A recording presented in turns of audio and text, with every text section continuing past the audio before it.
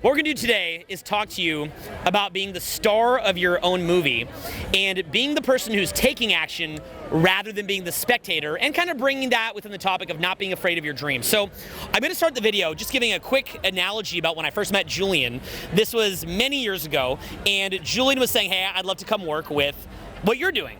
So I met all these different people, and typically they're kind of sitting there whenever I'd arrive, just kind of waiting there, kind of rubbing their hands like little Oliver Twist, just please, sir, may I have some more?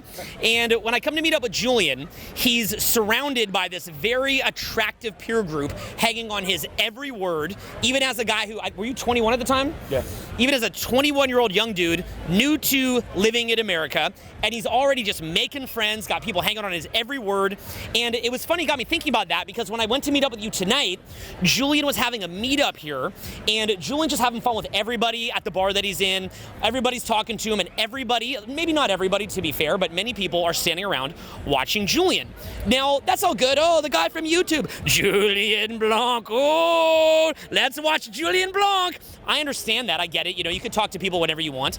But to me, I've seen a consistent correlation with superstars where, you know, I see them out, they go, yo, what's up, dude? And then they just start talking with people and having fun. I'm talking with people having fun. They're in their own party. Even myself, I have a personal rule that when I'm sitting at a table, like say a group of people are sitting down, I will just sit wherever I happen to land. I don't look for the cool people and say, I need to sit near the cool side of the table. I'm gonna make my side of the table the cool people, even if it's the more quiet, introverted people, where the cool people are now hanging down on our every word. So that's how we want to introduce the video, just the topic of being the hero of your movie and going for your dreams. And we all just kind of had a couple different ideas about it. We thought we would share with you here this evening out at the bar in Los Angeles. Whatever you're after, you need to want that for you.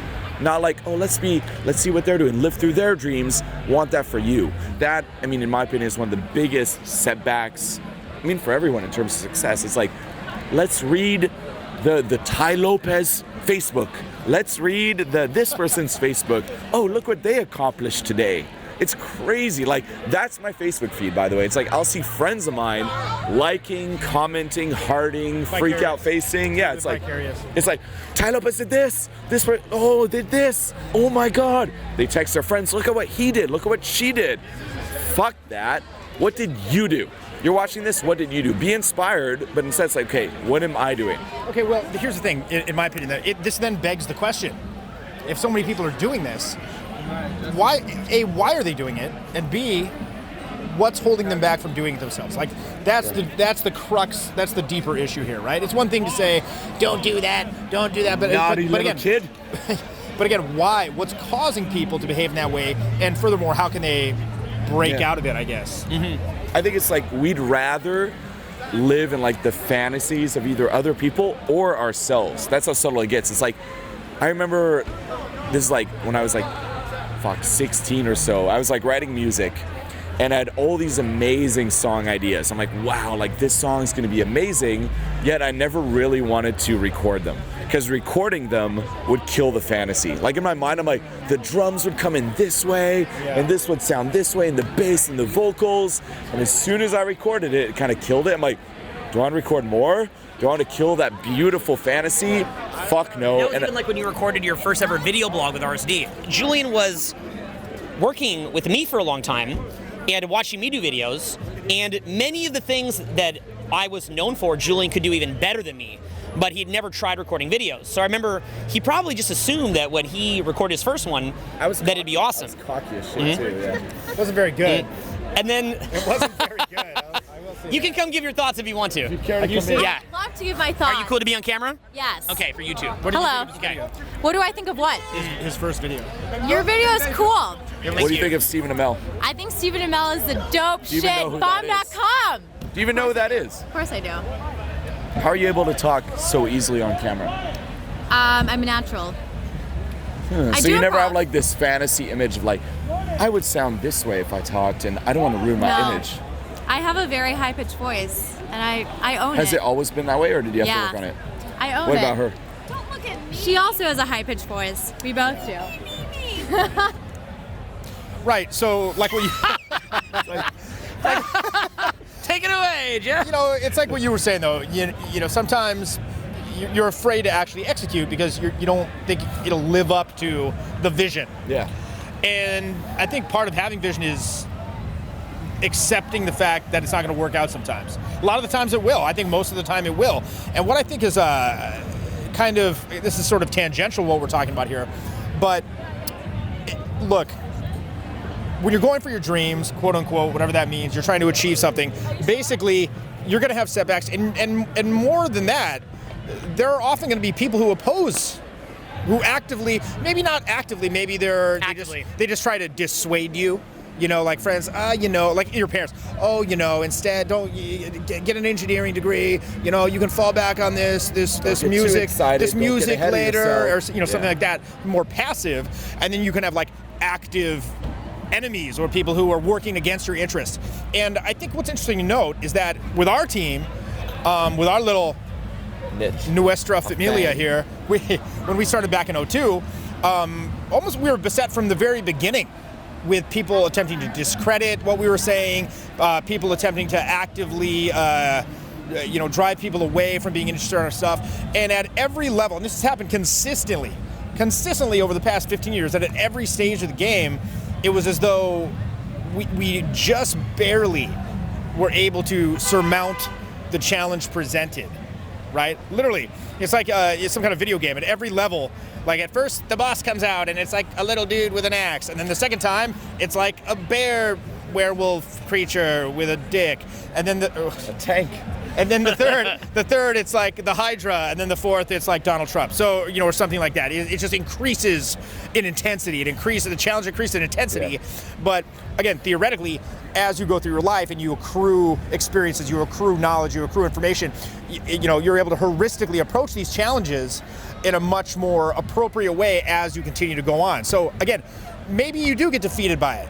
But guess what? Even in that case, it just makes you stronger. I mean, the classic book, I'm reading this now, I'm sure you guys have read this, is Anti-Fragile. Beware of comfort, okay? Beware if there aren't any stressors. Beware if things are too easy, okay? What he says here is that absence of challenge degrades the best of the best. Do it before you're ready. Like, here it's like a subtle point. It's like 50% is try to anticipate and work on it. Like, okay, if I'm gonna go in this area and this may happen and these challenges may happen, like do your research, try to get certain references, certain experiences to kind of prepare you for it. But at the same time, don't wait until you're fully ready before fucking doing it.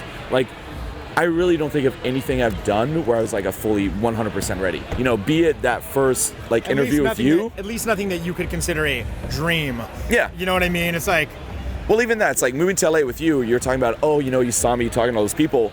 For me, I actually remember that very clearly. Like, I was there, and I was also quite social, where I'm like, what would be the best impression here? I'm looking at everyone else just kind of waiting, like, like Slaughterhouse. I'm like, I kind of want to stand out. What would be something that I would want to see if I was in your shoes? Just to clarify, so this is a situation where it's not like you had an interview with him and you went to meet him at the place, but rather, but I don't think it's clear. It's not like a one-on-one interview. Oh no, it was me and he invited like 20 people to this place, and the other 19 people are just sitting there twiddling their thumbs, and meanwhile you're like trembling, pissing themselves. And I'm like, what would make me stand out? What would I want to see? Okay, go talk to people. And I remember this was in the Roosevelts, and I was like scared shitless. I went to the sidebar, and I'm like, well, I can talk to these people, and it might go really well, and maybe they'll see me talking to these people, it'll go well, or I'll get rejected, and I'm fucking done.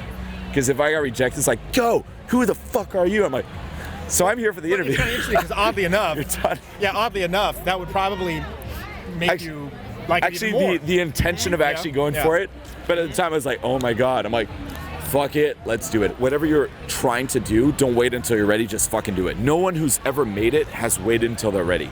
The people who get ahead are the people who jump in before they're fucking ready. So don't wait. If you're trying to do something in sales, do it now. Whatever you're trying to do, like whatever your excuse is, I need more time to practice this, do this. Fuck that, just jump in, tweak it if it doesn't work. Jump it again, tweak it again. It's like one step forward, then tweak. Versus trying to prepare that perfect fucking step. And fuck everyone who tells you not to do it. Fuck everyone who's against you. Like, if this is something you know you need to do, and that was for me, like, moving to LA, be it music or dating or anything that's self-expressive, it's like, I would rather, like, that was a pact I made with myself. I'd rather have moved to LA and just never have made it even in music, but doing something that I love versus doing something else. So whatever it is in terms of your dreams, yeah, it's like, it doesn't matter if you make it or not. It's like you doing it should be the reward. Yeah, I'd say just to add, the experiences that I've had with that, here'd be a couple examples. One would be when I did a video with Elliot Hulse.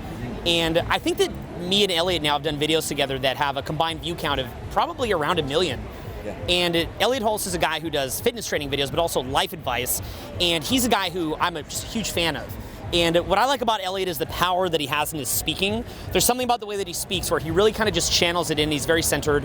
And as a speaker myself, I just really take to that. You know, everybody has different opinions about people, but it's kind of like what you can learn from them that affects you. And what I've learned from Elliot has just really helped me.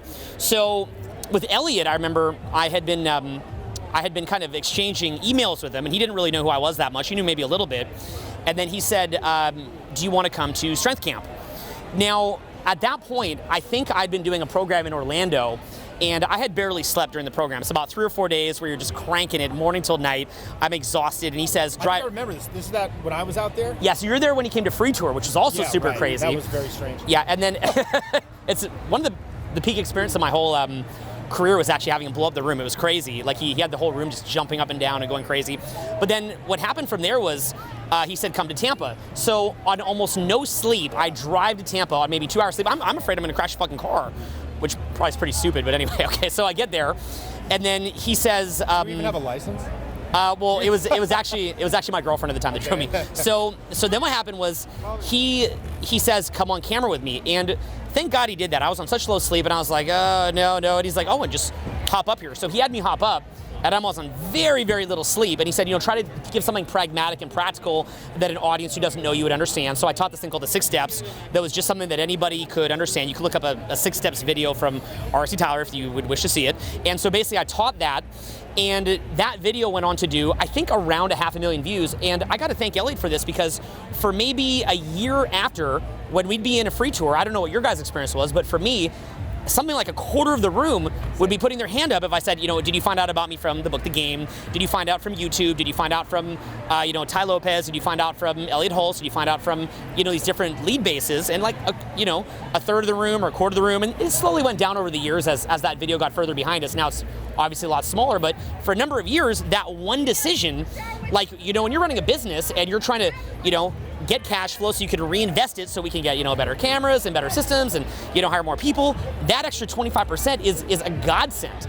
And if I would have not done that one thing, just taken that one opportunity when I was shit scared, it would have been a really bad situation. And I loved how Elliot, even as a trainer, kind of just coaxed me through it. He's just like, Owen, just come on up. Just let me say a few things. And he got me to do it. Now, what has to be understood here, and this is really key, is that you have this thing called RAS, which is Reticular Activation System. And you can Google this, and essentially it's your selective focus. Now, until you have actually gone in and maybe even failed, your RAS doesn't even start picking up the nuances. So take you with shooting video blogs. Until you shoot that first video blog, you can watch me do it for a long time, but until you shoot your first one, your RAS can't even pick up on the subtleties. And here's probably the last thing I would say in this video, and I think this is so key, and I think nobody fucking gets this. It drives me nuts, okay? So the lowest paradigm in the masses is this whole, like, scarcity of opportunity, right? The next paradigm up from that, though, is realizing there's lots of opportunities out there and fucking go get them.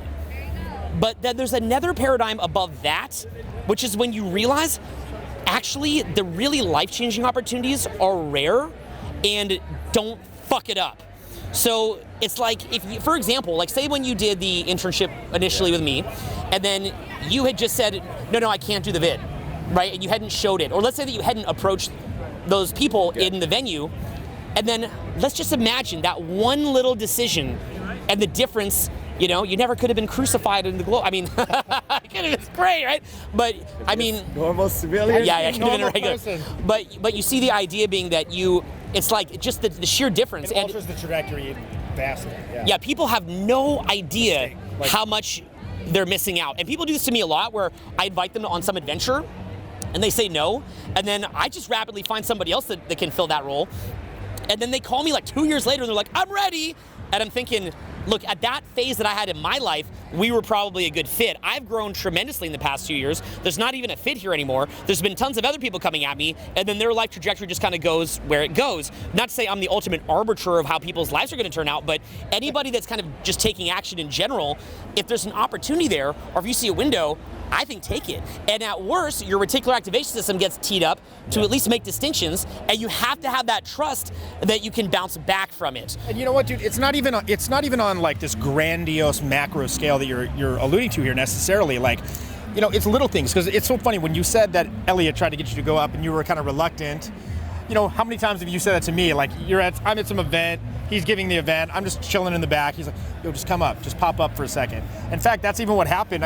When I first joined RSD, was like, just go up, just talk for 15 minutes. Like, I thought I was just like a guest for letting you stay at my house, and you invited me to go speak in front of people. I've never done public speaking before in my life at that point, and you're like, just go up, it's fine.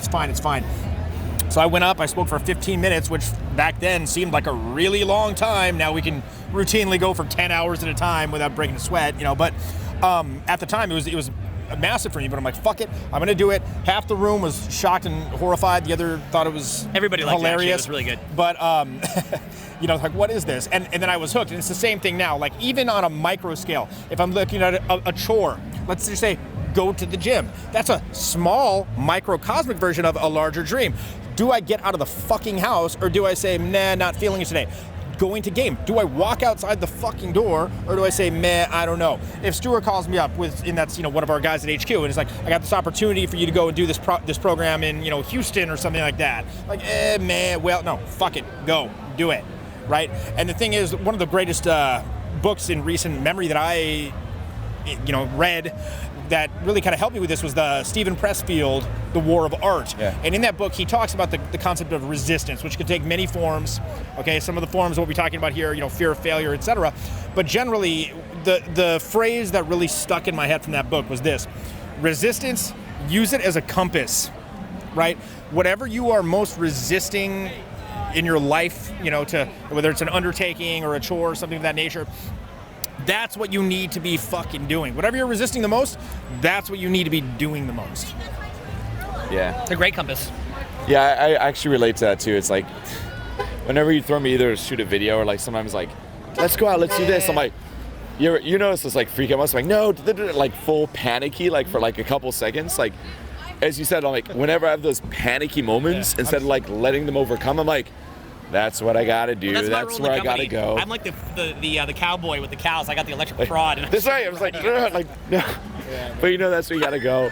But without doing it too much to like make you hate me. That's what you want to walk. No, but the last thing I'd say too is, you think it's that bad, but in reality, it's just like those 1 or 2 seconds where you kind of quote unquote throw yourself under the bus, but for your own good in the long run. So it's not like, for example, like you jumping on stage, it's not like 15 minutes of hell. It's those 2 seconds, let's do it. Once like you're up there. There's an inertia. Yeah, the inertia to inaction.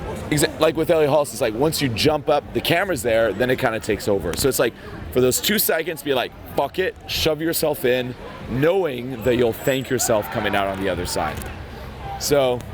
It's great. Any last points? Yeah, do it. Do it, motherfucker. Do it. Like Shia LaBeouf. Just do it! Like, this program is such a game changer. The way everything's structured and the material, it's been already, even for me, it's just been, I'm noticing a crazy change in the way that my whole life's like playing out. What you put together is just incredible. There's nothing like that. I've just jumped like a million levels. It's just been a complete 180 for my experience of existing. That's awesome. It's just been so huge in terms of so many of the things I'm finally understanding and realizing, and epiphanies I'm having. What you do is a huge inspiration to me, and I think it's one of the most beautiful things you can give to another human in this entire world. You saved my life, man. I'm telling you, this is real, man. Sometimes all it takes is just one person who believes in you. Find people who are where you are in life and model them, work with them. I would not be here if I didn't have people who held me accountable. Wow. I just felt a click, and things are changing. This program was just top notch. Seriously, like this is a masterpiece. This is perfect. Everything, the way it's set up, the live calls, like all the support from the coaches is incredible. It's been nuts. I just had like tears of joy. This was the best decisions I ever made. Thank you for creating something wonderful like this. This program was phenomenal. This program was amazing. This program has definitely changed my life. I know for a fact I'm in the right place. This is exactly what I was expecting from the program. It's been spectacular. I feel really lucky to have found you. Thank you so much, Julien. It's worth every dollar.